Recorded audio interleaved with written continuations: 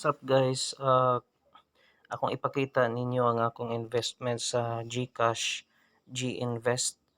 So kani nga investment guys murag paingon 4 months na ni nako nga investment.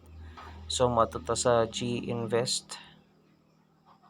Sa mo ka pala ning kanay G-Invest. Okay. G-Invest nasa ubos kaning G-Invest kani. Kani.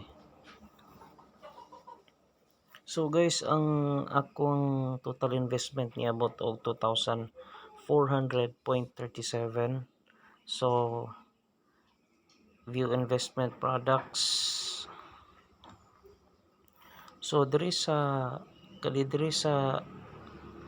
Atram Piso Money Market Fund na ako investment nga 1,000.87 o diri sa Atram Philippine Equity Smart Index Fund na ako'y 1,399.99.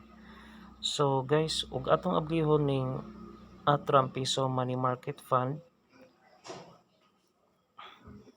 So pag-invest na ko ani guys, nagbutang ko og 1,000 ug ang gigain sa akong 1,000 sulod sa duol upat ka bulan is 0.87 cents ra gyud taon. Gamay kaayo ang lantawa 1,000.87.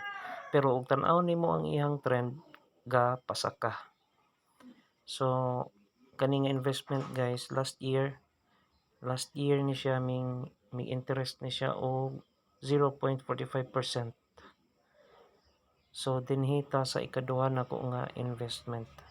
Anhita sa Atram Philippine Equity Smart Index Fund view details which is 1,399. Okay, kini guys, pag invest na ko ani guys, diri ni siya sa nakita ninyo ni kana 92.76. Pag invest na ko diha, ubos kaayo. So swerte kaayo kay pag mga pila ka bulan ming saka siya og maayo.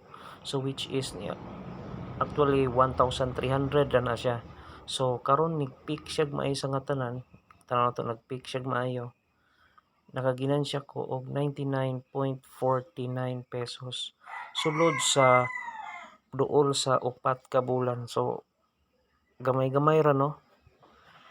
So overall ming ginansya ko og 100 pesos sa akong G-Invest. Ug atong kwentahon gamay ra gyud siya.